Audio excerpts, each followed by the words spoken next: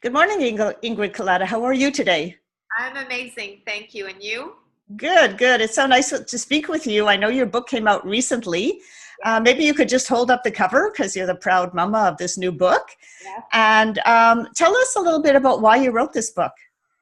I wrote it because I've been sharing my tips and advice as a business psychologist and I was also an aerobics instructor. So I like sharing advice and helping people thrive.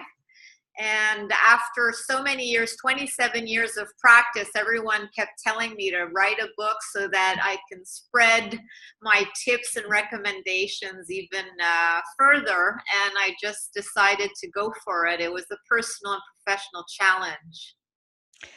And I think you did such a wonderful job. It's such an upbeat book. It's so positive. Of course, it's about happiness. So now you also divided it into 21 days. So what was your decision to do it that way? There was a few reasons. First of all, in psychology, we often speak about 21 days to change a habit. So I like the idea that it was piggybacking on a success, a best practice. Also, I had 21 different or even more topics that I wanted to get into, and I thought it was a good way of subdividing the book into mini tangible, concrete, doable tips. So it was an easy way for the reader, and it's just 3 weeks. So it's easy to convince people to invest 3 weeks to be happier. And I've read it, and I think anyone who reads it could get at least one tip, if not many, for sure, to be happier. So what has been your biggest success so far with the book? Oh my gosh, I would say there is more than one. The first proudest moment, other than holding it and seeing it, was making the Amazon bestseller list. So Mm.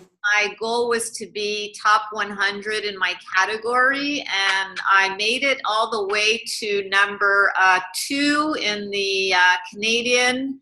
So in the paid category, and I'm presently number 1 in all of my categories in the free books because I have a 5-day free promo. Right. Wow. So I've been in the top 100 since it's been released in Canada, but in the US it's more competitive. So I went Right.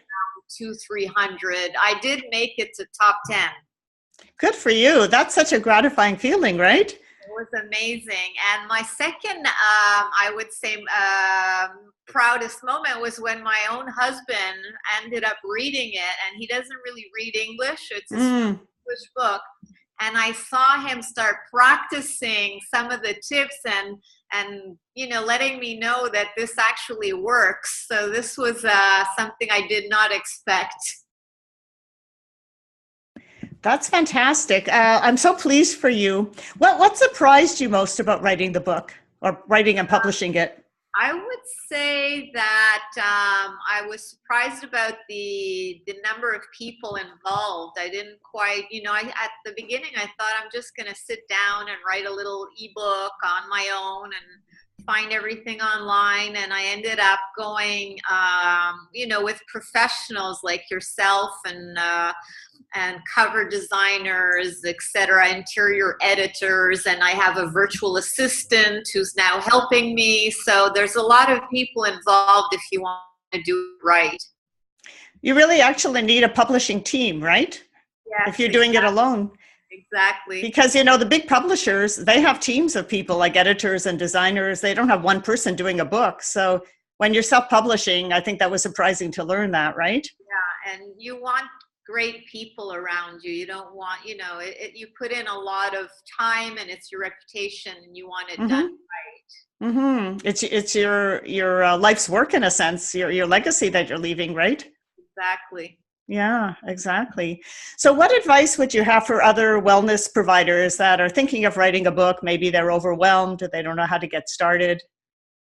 I think that for me, contacting you and getting a coach with a structure and with dates and milestones and following up, that was, I was in my head for about 3 years, Lynda, before I actually, start. I wrote a few words here and there when I had a bit of time, but dedicating more time to the book because I had you as my coach was a best practice for me. Mm-hmm. Mm-hmm. Well, thank you so much. Any final words of advice or message to anybody out here? I would say if you pick something you're passionate about, it's quite easy. Once you sit down and put a few thoughts on paper, it all comes tumbling out. So it's easier than you think. Mm-hmm. Great. Well, thank you so much, Ingrid. I really appreciate your spending time with us, and I wish you all the best with your book. I'm sure it'll be a big success. Thanks for having me.